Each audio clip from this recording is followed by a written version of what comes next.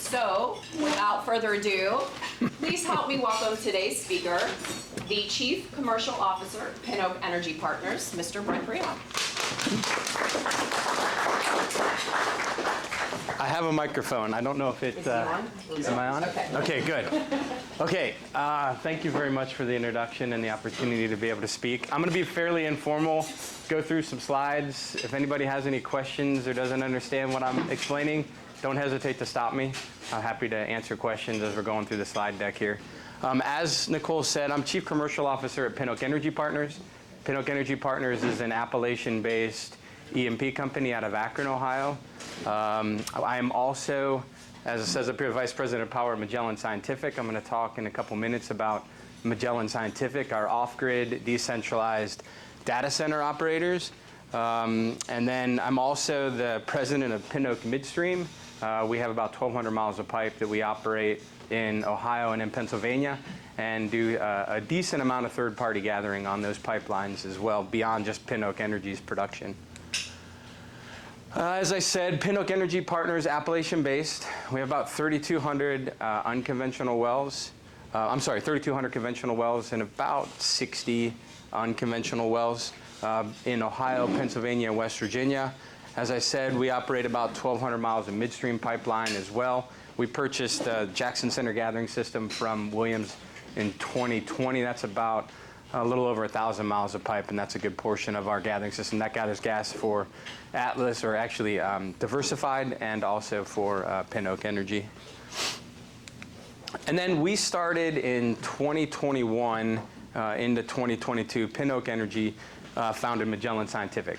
Magellan Scientific is an affiliate to Pinoak Energy Partners, and it's an off-grid decentralized digital asset technology company. So what we have started with, and you'll see in a couple pictures that I have here in a minute, we started installing natural gas fired generators on well pads, unconventional well pads in Pennsylvania that did not have pipelines.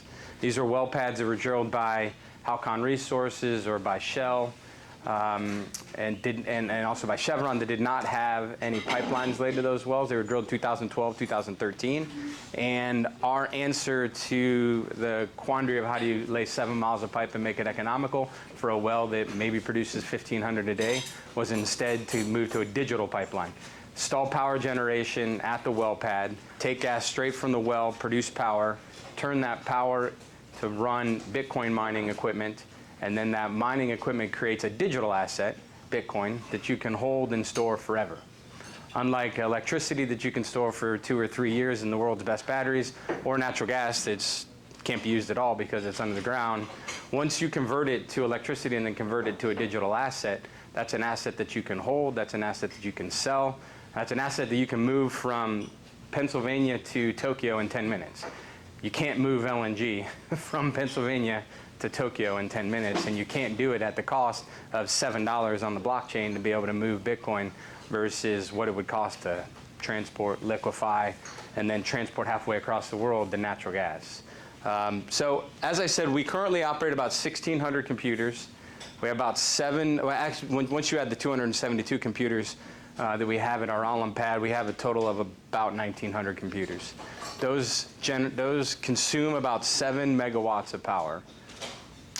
We've mined a little bit more than 160, almost 200 Bitcoin mined since November of 2021. As I said, it's all 100% off-grid, so there's no strain on the grid at all for the power that we consume to operate our data centers. We have a long-term contract between Magellan Scientific and Pinoak for Magellan to acquire natural gas at a significant discount at the well pads to be able to then power our generators. And then, as I'll talk here in a couple minutes, we've got some new patented technologies. We started out with off-grid mining operations on our well pads to use stranded natural gas, and we've taken that experience to develop off-grid mining operations paired with a natural gas letdown generator at natural gas regulating stations. And so that's really the crux of my discussion today. I'm going to go into more detail as to how all that kind of works together and how that's beneficial for decarbonizing the natural gas regulating stations. A little video here, if it runs. Yes? So this is one of our mining operations. The drone is flying down through the middle of the data centers on the left-hand side and the natural gas-fired power generation on the right. There's really probably about 30 feet between the generator and the data center. The natural gas is obviously being consumed by the generator and then creating power that we're using in the data centers. Those data centers are 8-foot by 20-foot shipping containers that have been repurposed with fans on the hot side to pull the hot air out from the computers, and then a full wall of filters on the other side to clean the air before it comes in. Each one of those data centers has about 260 computers on racks consuming the power. I think that's it. So as I said, we started out with looking at stranded natural gas that we convert to electricity, run the computers, and create a digital asset. We've taken this experience where we have 7 megawatts operating currently, and we have the ability to do 100 megawatts at all of our stranded locations.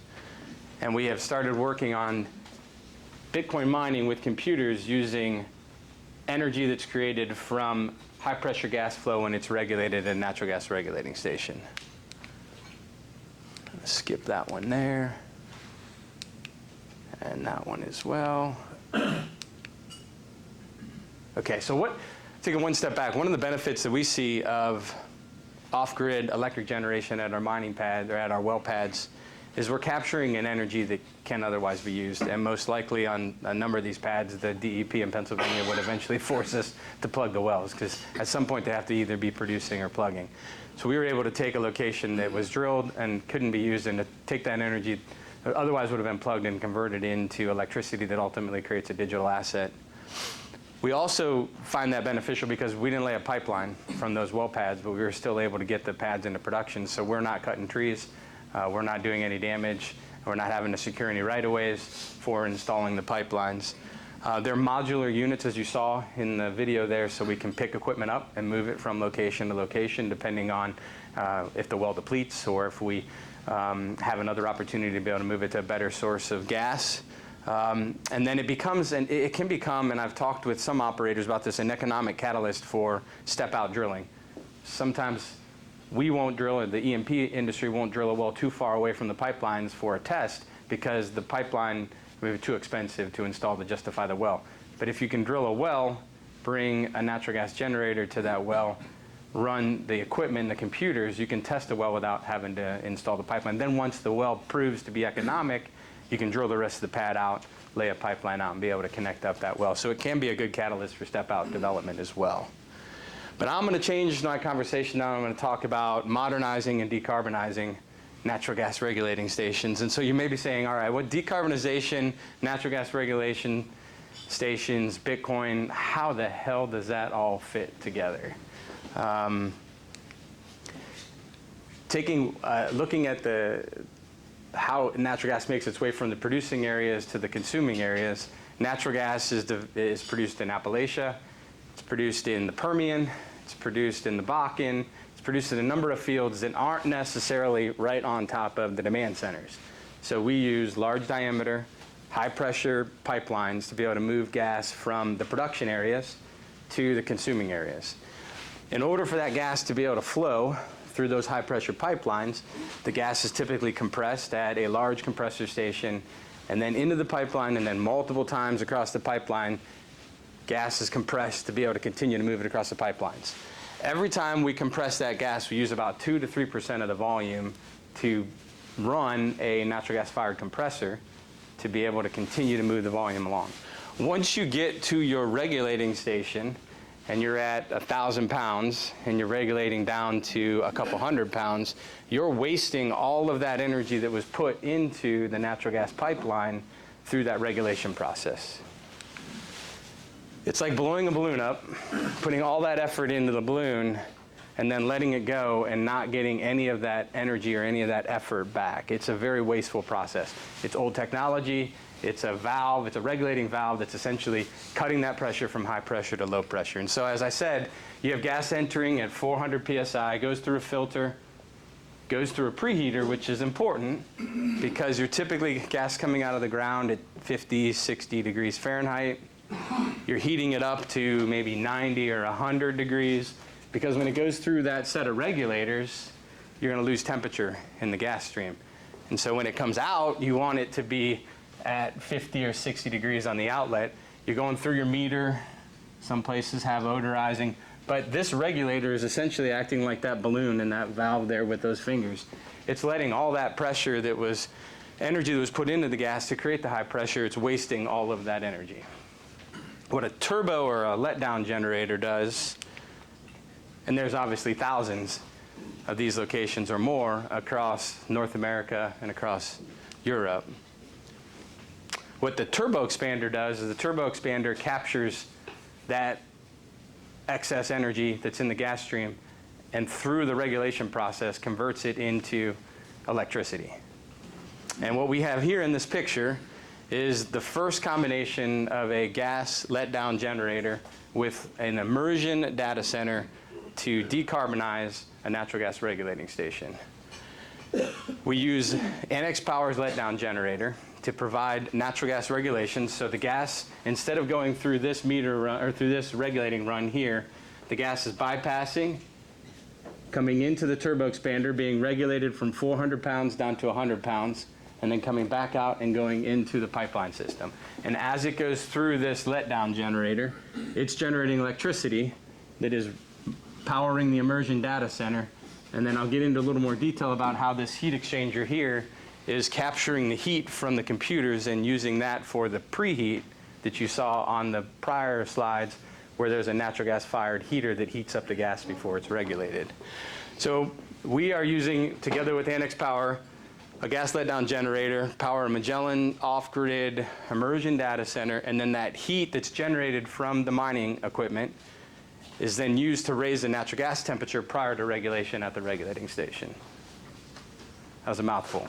Anybody have any questions so far? Oops, wrong way. This is a picture of the turbo expander or letdown generator that we've installed at the regulating station. This captures that excess pressure, so coming in at 400 pounds, leaving at 100 pounds, and it's converting it into usable electricity. So as it goes through the two stages of turbo expanders, it's creating electricity. It's operating at a very high speed, so it allows the turbo expander to adjust up and down for the gas flow. Obviously, as the gas is moving through that regulator and downstream demand goes from, say, 15,000 a day to 12,000 a day and then back up to 17,000, that turbo expander is managing the pressure, but then also generating electricity, and that amount of electricity will fluctuate up and down depending on the flow. We want it to be steady, but the flows will somewhat move up and down, and the turbo expander, operating at very high speed, allows it to manage and handle the fluctuating pressures and flows. This equipment has been tested by the Gas Technology Institute and is safe and installed, as you saw in the prior picture. If I can get there, oops. Is installed in parallel with the natural gas regulating run. So if this equipment fails, the gas automatically flows through the other regulating run and still provides the overpressure protection and the regulation necessary to be able to provide the gas that's downstream and to provide that safety and the duplicative regulating runs. This equipment runs with magnetic bearings, so very low maintenance. Has 25 to 30 year lifespan, and it sits on a 25 by 10 by 7 skid so that it can be trucked on the back of a truck. It's a compact piece of equipment that can be installed at the regulating station and provide that regulation. And as I said earlier, it's installed in parallel with the existing run, so if this equipment fails, the gas flows back through the existing regulating run and still provides the overpressure protection for the downstream pipeline system. What's unique in our approach is Magellan Scientific, and from our experience of mining Bitcoin on natural gas-fired generators, off-grid, decentralized, so we've been working with Annex to bring the consumer to the turbo expander. And that has been, the installation of turbo expanders or letdown generators in the past have been hindered because who needs 500 kW of power in the middle of nowhere at a natural gas regulating station? Or then once you try to move and install wiring and an interconnect into the grid to be able to get that power back into the grid, you blow through all of the revenue for the power generation. It costs more to finally get that connection to the grid, to put that power into the grid, than the revenue that you can make from the production of electricity at the turbo expander. So the way you're saying it's decarbonizing is that you're producing the power for the Yeah. data center with the turbo expander instead of getting it off the grid where it would have to be produced by That's correct. natural gas fired So that is a scope 2, that's a scope 2 reduction. Yeah. So we are, instead of buying power or using power off of the grid that could have been generated from coal, that could have been generated from natural gas, we're mining on the location. As you'll see also, typically at a natural gas regulating station, you're using natural gas to fire a heater to provide your preheat. That's a scope 1 emission. If you're able to use the heat from these computers that are in a dielectric fluid, run that back through a heat exchanger, you now use the computer heat to provide your preheat instead of natural gas. And so you eliminate your scope 1 emissions at the natural gas regulating station as well. So if you take the renewable energy credits that you receive from generating power from excess pressure at the turbo expander, and you retire those tier 2 renewable energy credits, and you shut off your natural gas fired heater at the regulating station, you now have actually a carbon negative regulating station. So in Magellan's case, we have designed and brought the consumer of electricity to the turbo expander. Instead of the turbo expander trying to get that electricity into the grid, we are bringing the consumer right to it, and then complementarily capturing that heat from the computers and using that heat to do additional work at the pad or at the regulating station. Hey, Brent. Yeah. You take the electricity, go to the computer farm there, then where does that product go? Is it up by satellite? Because you're in the middle of nowhere. Correct. So you can see computers and other control equipment. This is connected to the Bitcoin network using cellular communication. And so our computing power at this mining operation is all going to the network through a cellular connection. The Bitcoin that we mine goes into our pool, and then from the pool into our account, and then we hold that digital asset in our account. So you'll need a good cellular connection out there in the middle of.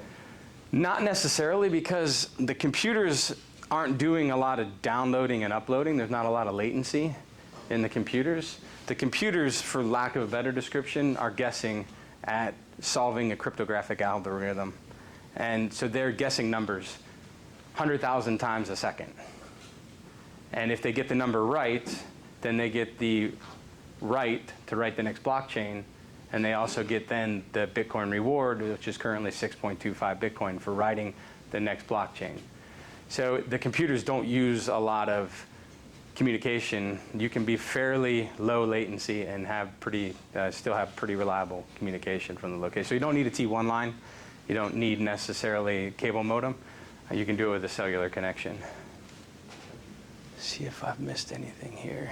And then, as I've said earlier, pairing this immersion data center with an electronic heater. Let me take a step back there. One of the unique things that we've done with this deployment and with the installation of the turbo expander is turbo expander receives gas, it starts generating electricity. And this might be easier if I'm on the next slide. Yeah. Natural gas starts flowing through the letdown generator, generates electricity. These computers aren't quite ready just yet to be able to consume all that electricity. 250 kW of power, 500 kW of power is coming from this. These computers are still waiting because there is no other power coming to the site. The power that's being used by these computers is coming solely from the letdown generator here. We've designed the letdown generator to provide power to an electric heater. That electric heater consumes the electricity until the data center and the computers are ready to start using the electricity. As they start using the electricity, they start generating heat. That heat goes back to the heat exchanger. Instead of using electric in the heat exchanger, you're using the computing heat in the heat exchanger. And so the letdown generator has a consumer of power, very inefficient. It's just taking the power and just putting it into a resistive heater that's providing the heat for our heat exchanger. As the computers then come online, they start generating the heat, and the electricity no longer goes to the heat exchanger, but the electricity now is being used to do work. If for some reason this data center loses communication and is no longer able to mine Bitcoin and is no longer creating heat, the electricity from the letdown generator goes to the inline heater and still provides the preheat that's necessary for the natural gas stream. So it's a closed system that's able to provide that heat that's necessary to be able to preheat the natural gas. And it also gives the turbo expander a place for the power to go to, either to the electric heater or to the data center, preferably to the data center, because the data center is taking electricity and actually doing work with it. So we've been working for the last almost 2 years on this. We initially filed for a patent application in October of 21. We then filed for a Track 1 application in 2022. 2 weeks ago, I had a call with the patent examiner. We have 20 claims in our patent. It appears that we're going to get all 20 claims allowed, and we will receive a patent for our application within the next 4 weeks.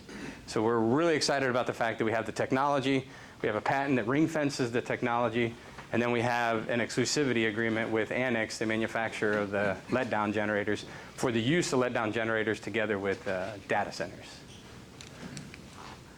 Why is this important to pipeline operators? As we were talking about there earlier, pipeline operators have made commitments to get to net zero emissions by 2030 or 2050. A lot of the focus has been, all right, we're going to install solar panels next to our compressor stations. We're going to replace compressors with natural gas-fired compressors with electric compressors, and to do everything that you can to eliminate leaks on pipelines, eliminate leaks on compression equipment. But there are thousands of natural gas regulating stations across the pipeline networks that pipeline operators are not focusing on, but they could provide the benefits that they're looking for in decarbonization. As I said, they're working on, a company like Williams, in their reports, they're reducing methane leaks, which makes sense. They're looking at replacing natural gas operated equipment with air compressors and with air and pneumatic controllers instead of using natural gas, so you're not venting that natural gas. They're working on renewable natural gas projects. Ron, you have how many of these in the works that you guys are working on? And lots of people are working on renewable natural gas projects.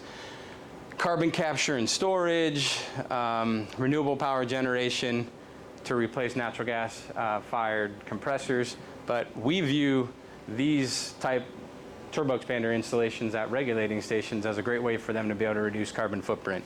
As I said earlier, scope 1 is the direct use of natural gas in creating CO2 at every regulating station where there's a heater. They're typically using natural gas to fire that heater, and there's CO2 emissions from that. At every regulating station, they typically have some power consumption for meters, for controls, maybe for the odorizer, but they're not using 250 or 500 kW of power. So if we are able to create power and consume that power on site, get Tier 2 renewable energy credits for it in Pennsylvania, and then retire those energy credits, you can actually create a negative carbon footprint at the regulating stations. It's kind of discussing what we already talked about. Is you have a heater here typically. We can eliminate or drastically reduce the amount of natural gas that's being burned by that heater.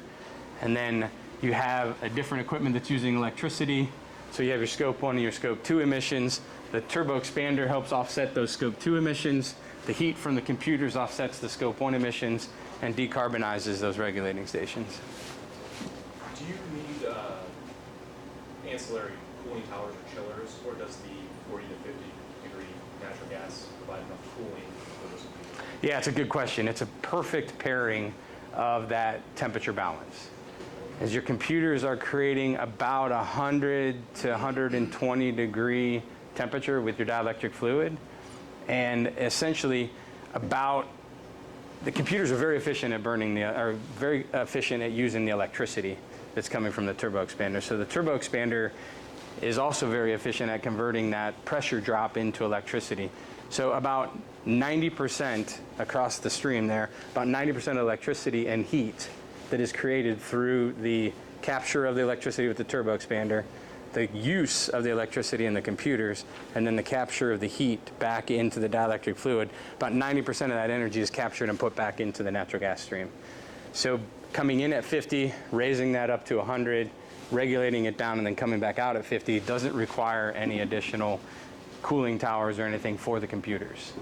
It's a really nice balance between how the temperatures of the computers operate at and what the gas stream and the amount of heating that's necessary in the gas stream as well. Do you see difference in temperature between winter and summer?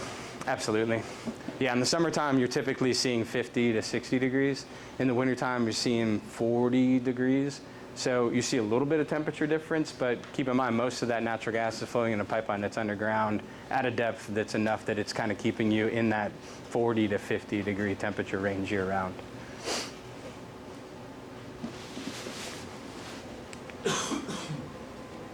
Just to summarize, a regulating station and the regulating equipment that we have at natural gas regulating stations is horribly inefficient. Now, those regulators just cut pressure and do nothing else other than cut pressure. It doesn't do anything to capture that excess energy that's available in the gas stream from the pipeline system. We think it's important for pipeline operators to consider modernizing those regulating stations. That's a very popular word among the pipeline industry, modernizing their stations. We think that eventually this equipment could be included in rate base as part of a modernization project to be able to eliminate old and wasteful regulating valves and replace it with equipment that actually generates renewable electricity. And then that combined with the decarbonization aspects of the computers doing work, providing the heat necessary to eliminate the natural gas fired heater, and then also the renewable energy credits from the power generation side being retired is a great story for pipeline operators to be able to feed their goals of net zero carbon emissions. And then finally, this is sustainability and efficiency play. It's an opportunity for us to be able to capture excess energy and convert it into work that creates a digital asset that has value, but also decarbonizes the regulating stations. That is my presentation. We've had some good questions so far. What else do we have? Yeah, my first one kind of dovetails off is on the remote well pads, do you have the heat exchanger too for like the summertime? Because there you wouldn't have the constant cooling supply of the gas as much. Yeah, so at the natural gas pads, we have not deployed turbo expanders. At the natural gas pads, we have used pretty low-tech technology. We're using air fans basically to pull air through the computers to cool the computers, and we're using the natural gas to run natural gas generators. There is a potential at a well pad where you're regulating gas, because we're regulating some of those from 3,000 pounds down to 100 pounds to feed the natural gas generators. There is the potential at those locations to install turbo expanders or let-down generators as well. A little more challenging because it's incredibly high pressure. So, I mean, the Utica well can be 3,000, 4,000 pounds. So you need to have a much thicker wall construction of the let-down generator. And unfortunately, a well over time declines in production. So you're sizing a turbo expander for a very high flow rate that's going to decline over time. So it's a little more of a challenge. I know Annex, we've talked with Annex a number of times about this technology. If you can make it adaptable so that it's higher pressure, and then also has the ability to be able to manage a larger, reduction in volumes, that it's something that could be a pretty neat application for a wellhead. But right now at the well pads, just using a typical regulating valve to cut the pressure, and then just feeding a natural gas generator that's feeding an air-cooled data center. Yeah. Estimate on the amount of time, return on your investment, or is this just a decarbonization plan? So that's a very good question. So there's multiple revenue streams associated with the deployment of the equipment here. You have obviously the revenue stream associated with the mining operation. All of this equipment, because it's considered we believe it'll be part of the Inflation Reduction Act, is eligible for 30 to 40% investment tax credit. You also then, depending on if the owner of the turbo or the letdown generator is different than the owner of the mining equipment, the miner could be buying power from the owner of the letdown generator, which could be any energy company. So for instance, a Williams could decide, I want to install the letdown generator in place of my regulators, but I really don't want to be a digital asset company and I don't want to mine for Bitcoin. So I can sell that electricity under a power purchase agreement to the mining operator, and then the mining operator is generating the digital asset, and they get a rate of return on the investment. Depending on what the electricity price is, 3 to 5 year payback on the equipment, and that doesn't take into account whether any of that could be included in rate base.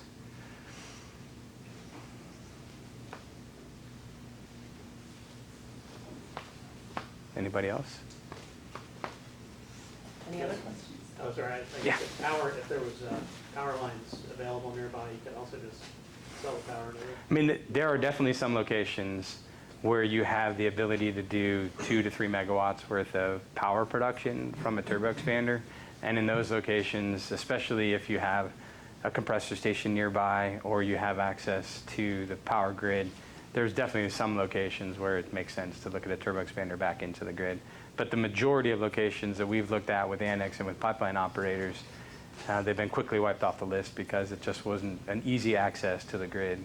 And that's where bringing a turbo expander or bringing a data center to that location provides that customer.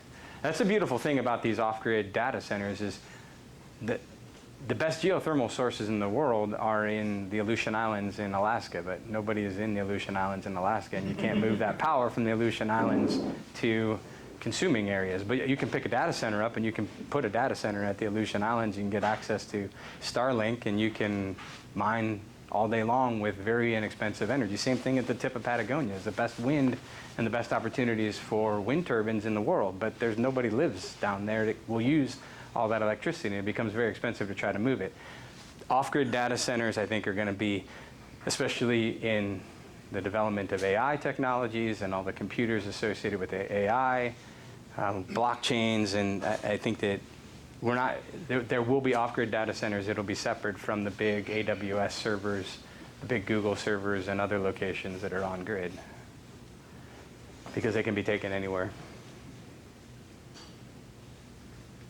Yeah, Pat. Is there a market, if you have that, I think you said you had like negative carbon credits or something, can you then like sell that to a cement plant or somebody that? Yeah, so I was talking about retiring the tier 2 credits, but most of the pipeline operators right now that are creating either tier 1 or tier 2 credits or any of them, they're selling those credits into the market because they're using the revenues from those credits to be able to justify the projects and to help the economics on the projects.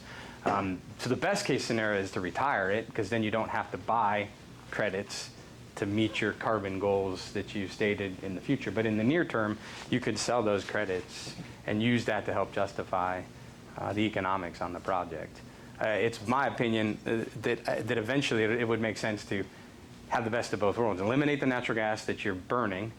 Now, that is typically a pass-through that the pipeline operator is typically charging back to the customers that are shipping, but eliminate that natural gas that's being consumed, use the heat to be able to provide that, or from the computers to be able to provide that, eliminate the CO2 emissions from the inline heater, have the tier 2 credits and retire those tier 2 credits and have 50 stations that you've installed that offsets a good portion of the footprint that you're otherwise creating and helps you meet your decarbonization goals. Same way that installing new compression equipment that doesn't leak, or installing air compressors to run your pneumatic controls instead of natural gas. All those investments are good investments to reduce the carbon footprint. Yeah. So Annex makes the turbo expander. Correct. Do you mind sharing where they're manufactured? Yes, so they are a New Jersey-based company. The turbo expander was assembled in Canada and Alberta. The actual turbo expander itself was manufactured in India, and the engineering was by Soft and Way out of Ukraine. So it's a worldwide effort from an engineering and manufacturing and assembly to build that first turbo expander. And that, what you see in the picture there, is serial number 1. That's the first turbo expander that Annex has constructed as well. So we're really cutting edge on the technology. Thank you. Sure. Well, great. Hey, I appreciate the opportunity to be able to present today, guys. Thanks.